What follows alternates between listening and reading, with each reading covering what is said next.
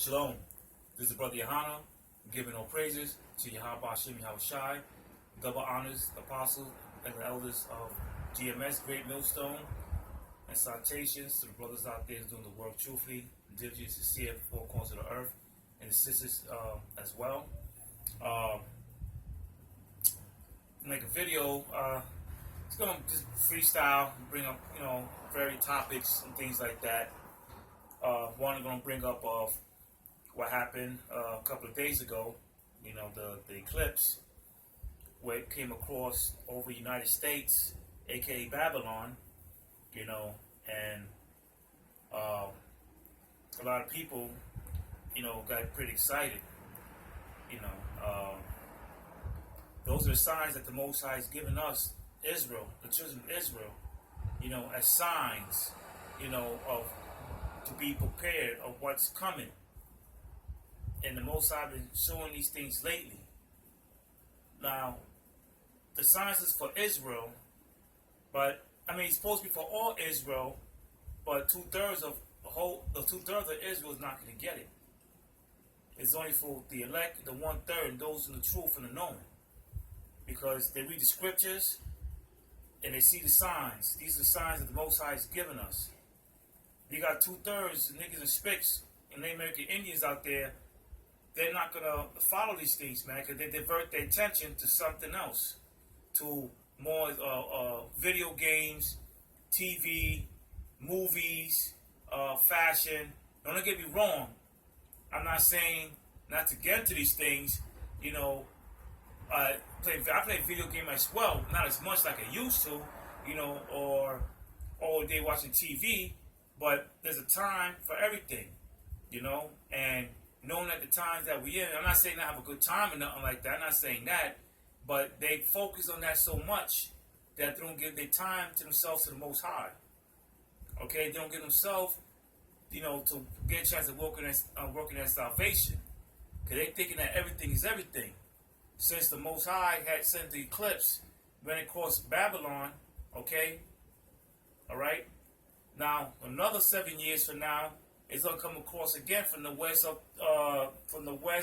south to the northeast, and that's gonna be a cross, man. That's gonna be a cross. That's a sign, man. And the 7 is the number 7 means completion, man. So these are signs the Most High is giving us. So the people of Israel and His truth, keep being awake, keep being circumspect, man. All right, these are the signs the Most High is giving us. 2/3 of our people, man, that love to be in sleep, man. Jake loved to be unconscious, man. They love to be unconscious. They don't like to be in the knowing. The only knowing they know is fashion, ideology, this bullshit, man. Simplicity stuff, simple things, man, that Jake loves. This is the time. It's not the time for that, man. It's the time to stay awake and to keep on in the truth, to keep staying this truth, man. Even those, as all we do battle demons, we all battle personal demons, but we still got to stay in this truth, man. We still got to stay in this truth and keep pushing. Like I said, it's going to be various topics I'm going to bring up. Like I said, a freestyle, bring things up, but mainly it's the eclipse, and how simple Jake is, man. The book of Proverbs, chapter 1, verse 20. It says, "Wisdom crieth without, she utter her voice in the streets." That's what we are, man. We crying our voice in the streets, man, highways and hedges, man. To cry to our people, let them know that we gotta wake up and cry to the Most High to help us and save us, man.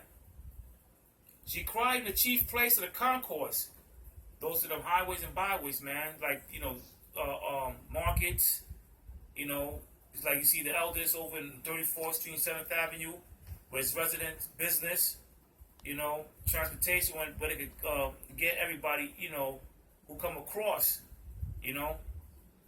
Keep reading. "In the openings of the gates, in the city she uttered her words, saying, How long ye simple ones will love simplicity? How long ye simple ones will love simplicity? How long y'all Jakes out there gonna keep loving the simple shit in the earth, man? It's time to man up. It's time to be a man. It's time to put childish shit away, man. It's time to be a man and take responsibilities, man. And I'm not talking about just responsibility of taking care of your household and, coming to this truth. Okay? Come to this truth and spread this word out. That's what we got to do. Alright? Keep reading. And the scorners delight in their scorning, and the fools hate knowledge. So you got those that love scorners, man. Scoffers. Out there, not in just, my elders, great millstones, but other camps out there as well that teach the truth. They're getting scorned at, they're getting laughed at, they're getting mocked. Alright? And same thing back as the apostles before us. They went through the same thing. We're going through it, as we got to go through as well. So nothing's changed. Things just got worse though. Over time, there's more people, and time is worse. Because the Most High, He's waking people up. I met a sister who works in my area where I work at, and she's to the truth, and she introduced me to her husband, and it was good that that you find people in the truth. And in the area I live in is a lot of Edomites. Where I work at, so it's good to see a brother and sister. We switch numbers and stuff like that. You feel good, because you're not supposed to really deal with people in the world. You really can't, like my cousin, my favorite cousin, loved to death. He's more like a brother to me, but he don't believe in the Most High. I go visit him. Hey, what's up? How you doing? And stuff like that. We talk, but he don't believe in the Most High, he's mostly to stay with the people in the truth and his word, because they know the word, you know the word, so you got things in common. You don't have things in common to people in the world no more.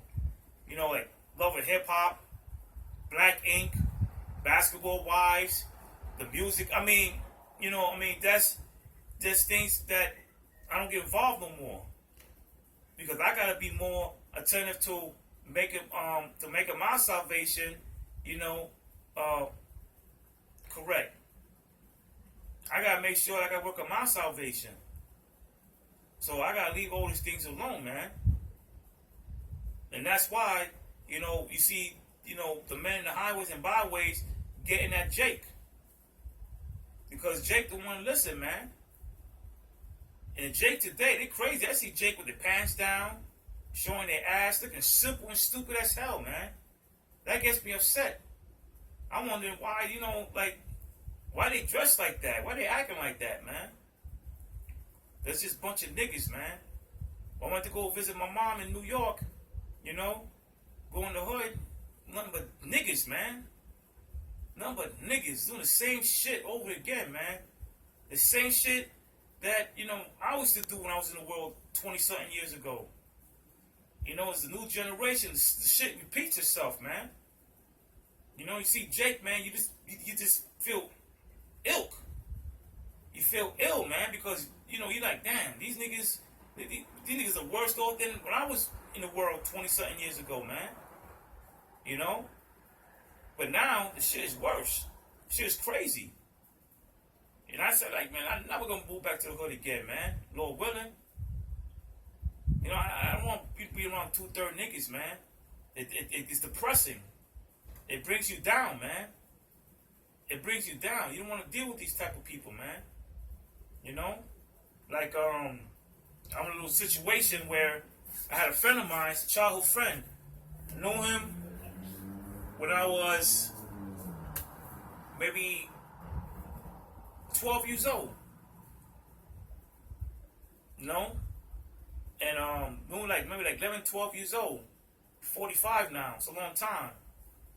The brother came with some money, and I asked if I could get a little loan so I could get my car out, so I could maneuver better and do, what I have to do, because it will help me out. But The brother never got back. The dude never got back to me, man. He never got back to me. He said, yo, I'm gonna see what I can do. He never got back to me, man. The funny thing is that we helped this nigga out, man. When this nigga was stuck in California, put money up to get him back home. When this nigga had no food, you know what I'm saying, fed his ass. When this nigga in the hospital, took him to the hospital, visit him at the hospital, make sure he was good, you know.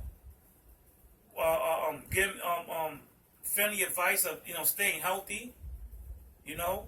When he was in California, you know, his sister lived in the same floor with my mother. We looked out for her. You know, when she needed things, you know, we help her the best way we can. Because we knew him for a long, long time. But when I asked for a little loan, the nigga don't call me back. You know? And it ain't irked me that he didn't give me the money. It is irked me that he never called me back. I ain't gonna have no nigga like that, man.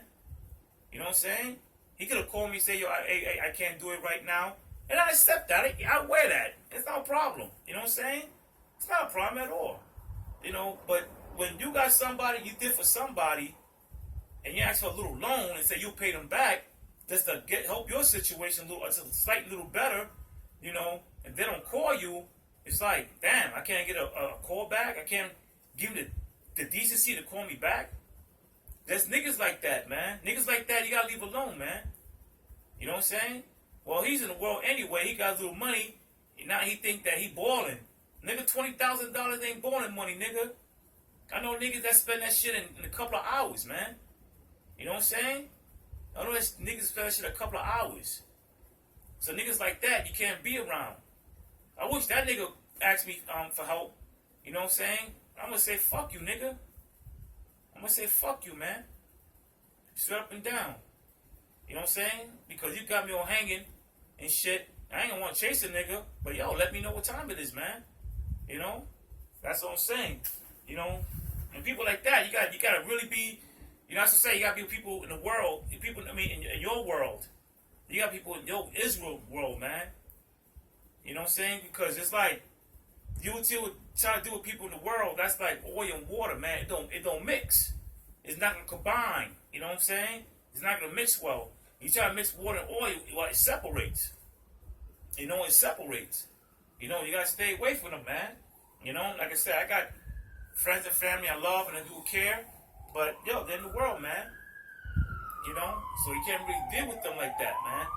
You know, go visit, hey, how you doing, family and stuff like that. Nothing wrong visiting family. You know, I visit my moms, I visit my daughters, I visit my brother, you know, my brothers and my dad, see how they doing. You know, and after that, man, I go back home. You know, I go back home. You know, so I'll bring a scripture, you know, because it tells you that, you know, you ain't supposed to deal with no people, you know, friends in the world. You gotta leave them alone, because now you're a new man. You know, you're a new person.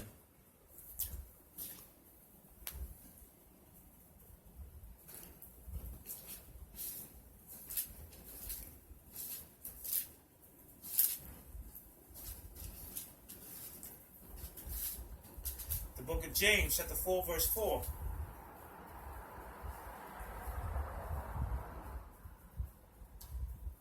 Ye adulterers and adulteress, know ye not that the friendship of the world is the enmity with the Most High? Whosoever therefore be a friend of the world is the enemy of the Most High. That means that what?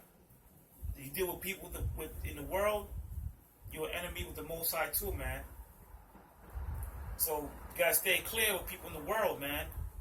You know, you gotta leave those people alone. Even though you know somebody for 30-something years, you see how they really are, man. You see their true colors. You see their true colors when you ask for help, when you need help. You know, and they won't be there, but when they need help, you there for them. You know? So that right there, you know, is being a friend of somebody is hard, man. Now, like the brother Yeshaya, you know, we went to New York to do with the work with the brother Shaka Don. in my old spot, 59th Street, Columbus Circle, and, we're driving the car, and the car broke down, and, he couldn't really, stay another day in New York because he had to go to work. So I stood and brought the car back to him, man. So we did each other a favor, man, you know what I'm saying? And he texted me, he said, yo, you're a really true friend, man. And I only knew the brother for 2 years. He said, you're a really true friend. I said, nah, man. I said, we're not friends, we're brothers. That's what brothers do. We're in the world, man. I mean, when you're in the Israelite world, in the truth, you know what I'm saying? You become brothers. You look out for one another, man. And that's what you're supposed to do, man. You're supposed to look out for one another. All right? Because you got a lot of people out there, man.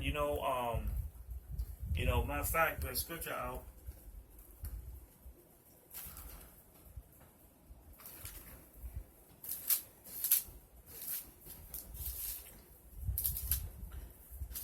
The book of Proverbs, chapter 18, verse 24.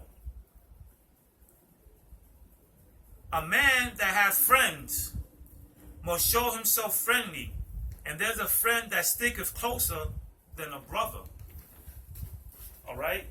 So even though, I have brothers, biological brothers, I'll be closer to that brother in the truth, man. Because we're friends. Because we know we're heading the same path. We know what we have to do.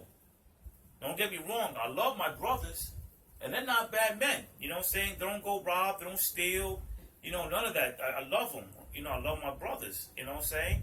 And they believe the existence of a Most High. They know He exists.